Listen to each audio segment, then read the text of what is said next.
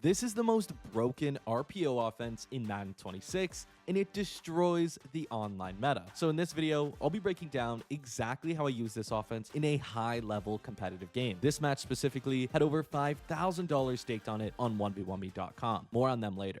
All right, boys, this one is a really good one that I got in store for you today, and it's going against Trick Slimy Worm, and the offense I'm going to be using is the Buccaneers offense. In my last video, we went over the 49ers offense, which has some benefits, but of course, the Buccaneers offense also has some benefits, and the major benefit being the ability to call the Trips X Nasty formation to the short side of the field and then flip this formation.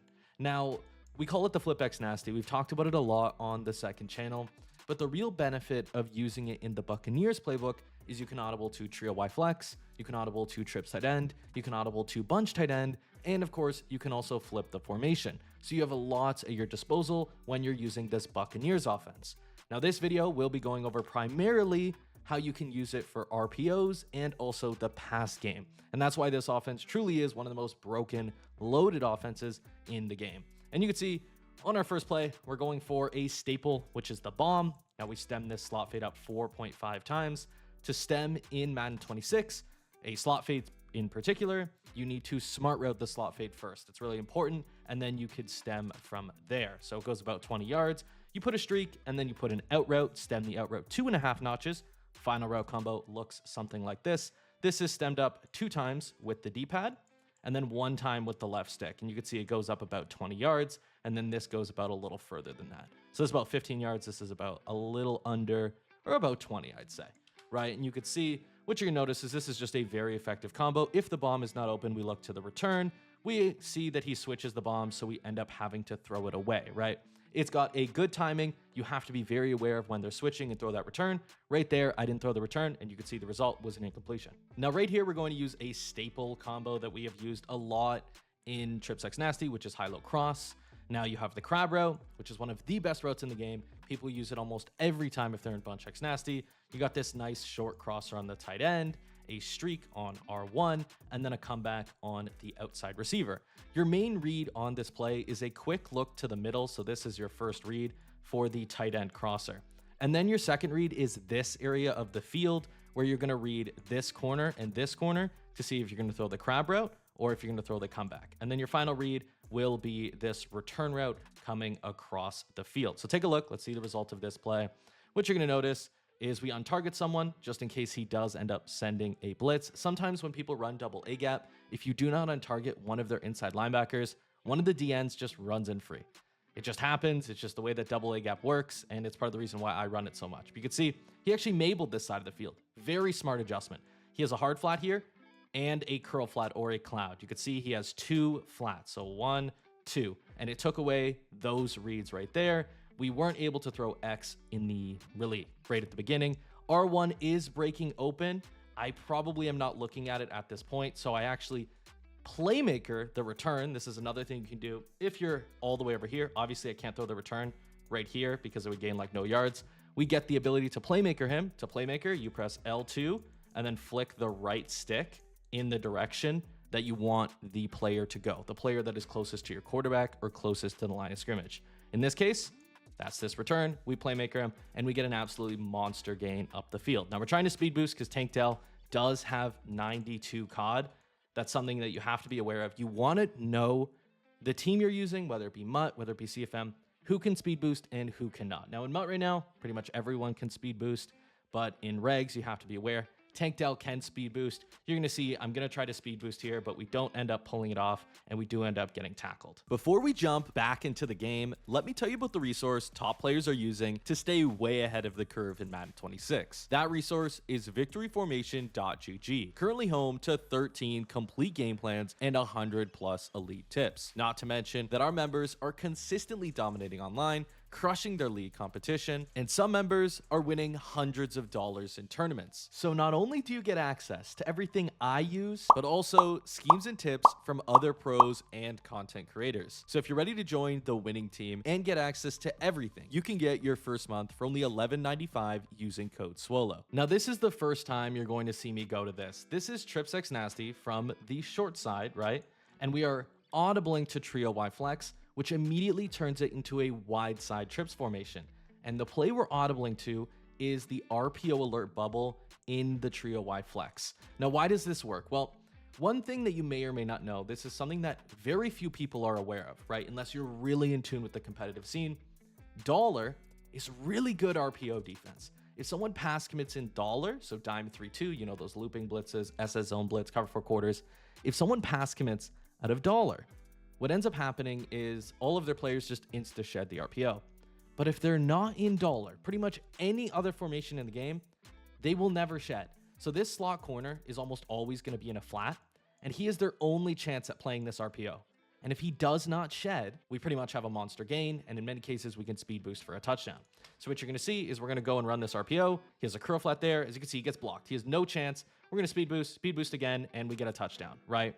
And that's really the benefit of this trio Y flex RPO. It's also got great blocking. I'm going to go back just a little bit, just so you guys can see something really neat about trio Y flex compared to, you know, trip set end flex, trip set end, things like that.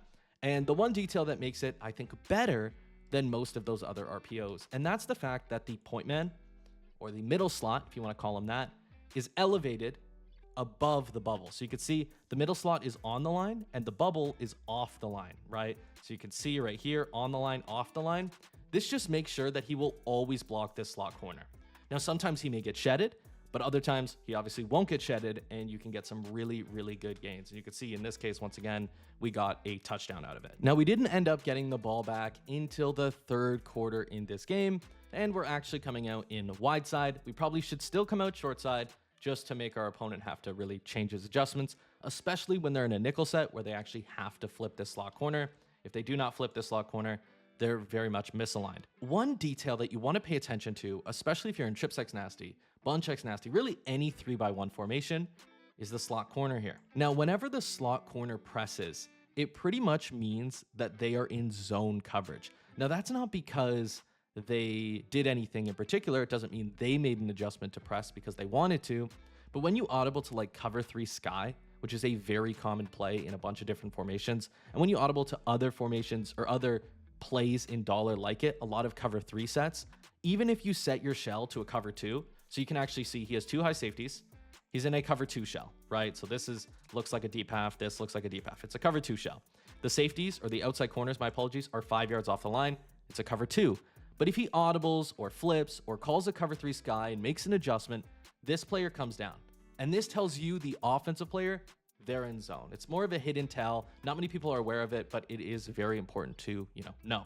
So because of this, I'm actually calling one of our favorite bombs. This is an inside third freezing bomb, which basically means that the inside third here is going to respond to this crosser. He's going to drop downwards, and then we're going to be able to throw this streak route over top of him. Now, this is essentially a guess that this player is in an inside third.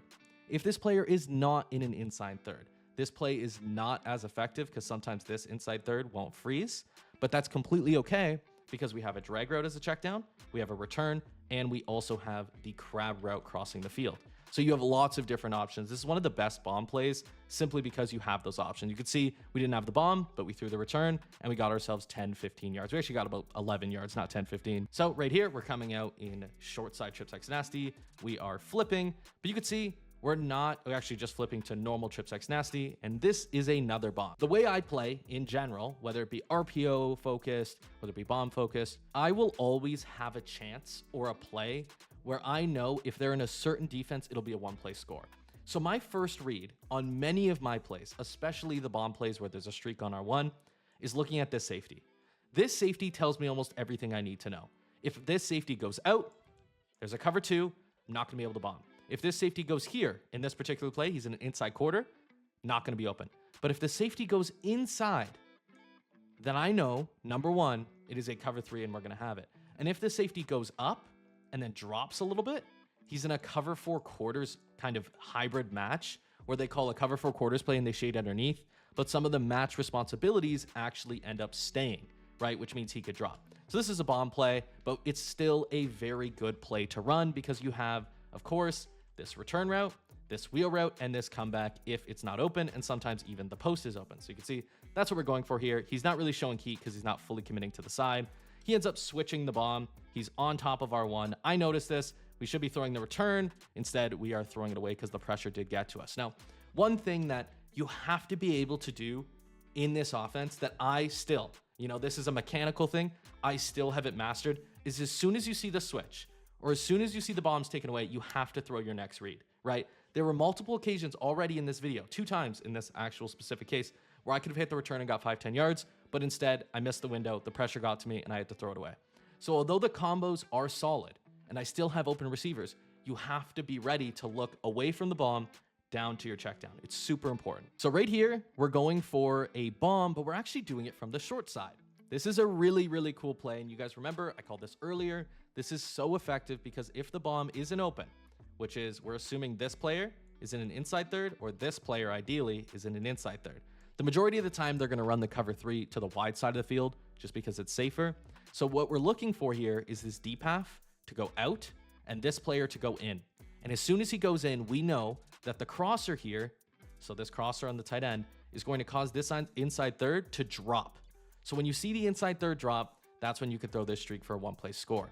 But this play is very well designed because if the bomb is not there, once we take the peek at the safeties, we have the option to throw the return, the drag, or this crab route. It's just got great spacing. It's a lot like spacing switch in Bunch X Nasty, but you have the added benefit of throwing this bomb.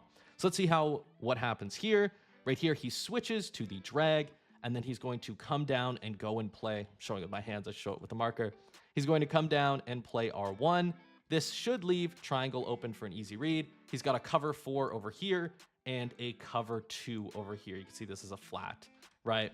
So it's still a good cover 6 defense, and we should be able to hit triangle open. We missed the read, but we do end up hitting R1 because we were trailing to the left. So you can see, even though I missed the read to triangle, I still had the return. It's just, as you can see, I didn't have the bomb either time I called that play, but it was so well designed that we were able to hit the return both times, right? Late in the play, even though we missed our initial read. If you like competitive Madden and want to make real money predicting matches, then look no further than 1v1me. Because not only can you watch live games, but you can stake on game outcome. With lots of options, including flash stakes, game spreads, and point totals, there's always action on the app. Some stakers are even making thousands of dollars on single slips, with top stakers making over $1 million simply using their knowledge of competitive gaming. Check it out at 1v1.me/Swolosimo or use code Swolosimo on sign up for a $25 no sweat stake. So right here, staple combo. You've probably seen me talk about it a ton, right? This is just a great play. You can throw this versus cover 2 for pretty much a 1-play score. Just watch the safety. The safety is going to go out and then in. And when you see him go in, you chuck this and you get a super dot, okay? Then if they're not in a cover 2, you don't see this guy step out, then your follow-up read should be their switch. And then that sounds weird, right? So this is the first read, but your read should be how they switch. And what I mean by that is, are they on this slot corner or are they switching to this corner / this hook? Wherever their user is what you're paying attention to. And on this play, you're going to see that his user is going to have to go one way and we're going to have the other. So it's essentially like, here's 1, right? So you're going to look at the slot, fade the streak. But then 2 is like, okay, you're either looking here or here, essentially looking away from wherever their user is on this play. So we untarget his user thinking he's not going to blitz, right? In this case, it is a cover 2, but the cloud is pretty far back, right? So we're probably going to look away from it just for a moment. He took away the streak, but you can see this delay route is popping open. So this delay route popping open, and then this return is about to be open. So I could hit either read here. We essentially have 1, 2, 3 things open on this play, right? So I almost can't go wrong as long as I don't throw it to the tight end. And what you're going to see here is we hit the return, easy first down. That return is completely unguardable. It does not matter what zone they're in because you have that long wheel route and because of the positioning of the return. No cover 2, no cover 3, no hook zone curl, no vert hook will cover that return route. And that's why it's one of the best routes in the game to use. So in this play, we're coming out short side. I take it we are not going to flip. So this is another bomb that I've been using a lot recently. Gotten it so much against people because a lot of people aren't really setting all of their adjustments when I come out short side, right? They're expecting me to flip because I will seldomly run short side. It's more to start in it and then audible or flip, right? Most of the time flip, but also audible, right? But what you're going to see here is that the goal of this play is just to see if there's an inside third. If there is an inside third, this R1 receiver is going to be open because what happens is This inside third will drop to the crosser, and this inside third will drop to the crosser, which allows us to throw this streak with a pass lead to the inside for a 1-play TD. Great penmanship. And the streak here you have to keep because this will make sure that a deep half or an outside third stays to the outside, right? If you just use like a comeback, it sometimes just doesn't work. That's why you have to kind of use the double streak here. And what you're gonna see is he is in that cover 3, but we realize that the pressure is kind of getting to us, so we have to take our check down. But look, he froze. He completely froze. We are able to throw our 1 right above his head if we wanted to, but we throw it to Joe Mixon. He ends up clicking off, and we still get 10 yards out of it. So still, not a bad play at all. Now, this next play, this is a staple of short side trip sex nasty. I don't call it so much. The reason being is although it's a great play, people do key in when they switch stick on this. When you use this a few times, they're going to constantly switch it, and it's very easy for them to switch stick one player and for the route combo not necessarily to be open. But the way this works is you're going to see this delay route and flat on the short side of the field is unguardable, right? No hook zone, no flat zone, no zone coverage in general can guard it. And sometimes even man coverage will bump into each other and you're gonna be able to throw it against man, right? So they have to switch the delay and then you're gonna have to make your secondary read. Now, depending on what coverage they're in, the secondary read being the post or the running back or the streak may not always be open. So in this case, we actually block thinking he's gonna blitz. Now, he kind of has a tell when he's going to blitz because he sits really aggressively, right? It's almost a little too obvious. You're going to see, I'm going to point it out throughout this game. When he sits right over the center, he is making sure that we know, okay, there is a threat of the blitz. But the majority of the time, he ends up actually sitting like a little bit over here, a little bit over there, a little bit like up more. But when he's sitting right over the center, we're thinking blitz. So we block our running back. Although we didn't need to, we could half slide. So push our offensive line this way. The only problem is if he didn't blitz, which he hasn't been blitzing much all game, this player would come in clean if we full slid or half slid this way, right? So that's why we blocked our running back here. What you're going to notice is we should have an open receiver almost guaranteed. Block our running back. What you're going to see is he's switching down. This post is about to be open. I take it. I am maybe going to throw it. Yeah, the post is open. He switches here though. So he actually ends up switching to the safety and coming inside. We should still have it. This is open. Pass lead inside. This is open. The delay is going to break open in this area, but I would not be surprised if I saw this switch and threw it away to be safe. So yeah, he ends up switching, but he's not right on top of it. That's the nice thing about the delay. If they're not right on top of it, ready to play it, you can still kind of hit it. And right there, it kind of pixelated, but nonetheless, you can see we hit it for 7 yards. Now right here, this is when you're going to see really the focus of this video, which once again is this RPO. We're going to trio Y flex. We're running RPO alert bubble. And in double mug, because he's in a nickel set, he's not in dollar, we know that Nico Collins is going to dominantly win this block. We know Tank Dell is going to usually win this block, which makes it a one-on-one with the safety, who's usually in an inside third, and the RPO, right? So this is just a staple play. You can get a ton of yards running it. You can kind of spam it, right? You can see we got it right there, easy yards. If he's not going to commit a defensive end to go play it, which most people are not, they don't want to use a defensive end in coverage, you're just going to keep on throwing it. I wouldn't be surprised if I called it again. Yeah, I'm going to call it again, right? It is a staple play that you need to be using at a high clip. You're going to see right here, we call it. He has no chance again. They hold the block, and just like that, 8 yards, right? It's so consistent, and it's so free against nickel sets, right? Dollar, once again, it can shed it. If they pass commit, it can shed. But against nickel sets, it's so free. Now right here, we're coming out on short side. We end up flipping. We're going to pass here. We're calling high-low cross. High-low cross, once again, great play. This setup is one of my favorites because we have the curl, the comeback. We stem up the curl about 1 notch, the crosser, the return, and the crab. Now, why does this play work in particular? I'm actually going to switch so you can see all of the player at once, kind of. So it looks like this, right? Why is this play so good?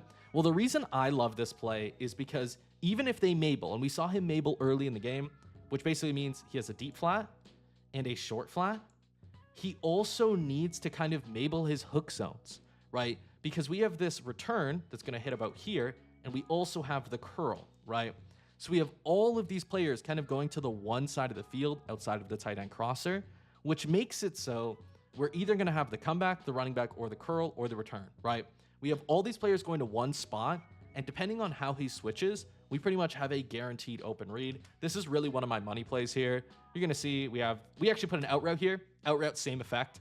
If you see the flat go down, right? If you see this player go down, that's when you throw this out route, right? We stem it up about a half notch because it's just really effective if they curl flat. So what you're going to see, he does curl flat. And when they curl flat, they're going to zone chuck the R1 receiver. And because the out route isn't fully stemmed up, it's only about a half notch, running about 7 yards, we can throw it. But we missed the read. I think it's because I started scrambling. It was open, but we missed the read because we had to start scrambling. Nothing appears to be open, but then we are able to throw the return. Now, if I'm looking at my own game here and I'm looking to just improve, really the goal is, number one, stand strong in the pocket. You have open reads, you got to take them. And then when you go for a bomb, this is a tip for you guys and for me even, you want to make sure that after you have deduced that the bomb is not going to be open, you have to throw your next read, right? Or you have to at least check that it's open. You can't always roll out and throw the ball away. Although it's a safe thing to do, it's something that is not really hurting your game necessarily, but you definitely always have room for improvement. You got to make the read. The route combos are very well designed. If you run this, you definitely want to make sure, okay, bomb's not open, next read, or oh, bomb's open, touchdown, right? That's the real benefit. But what you're going to see is we're going for the RPO again. He has no chance. He actually has no chance at guarding this, right? You're going to see we have the RPO and we get ourselves, 6 yards, right? He has no chance of guarding this. We could really run this all game. And right here, we're just going to run a stretch. We end up losing yards. Really, really unfortunate. Now on this play, we're going for one of my favorite red zone calls. Now this high-low dig, so this long whip paired with this out route, this whip is unguardable. No hook zone, no flat zone, nothing can guard this whip route, right? He has to switch it, and then we also know the return is basically unguardable as well, so we just have to make the read between these two. Now sometimes they can switch both, or they can be in man. You can see he's on top of the return kind of. R1, he's kind of on top of it. I think it's because he has a curl flat. It'll be open late. But everything's pretty well covered here. We roll out and throw the ball away, right? Really, really tough 4th and goal from the 6-yard line, right? So we're going to have to pull out a money dot. And this one you probably haven't seen me run almost ever, right? But it really is one of the best because you have this short crosser in high-low cross, and then you have this hitch. Now, no matter if they're using a cloud, a curl flat, a hard flat, this route gets over all of them when paired with a hitch on the numbers. I've talked a lot about hitches on the numbers being a great red zone concept, just in general in Madden 26, and you're going to be able to throw this tight end a lot.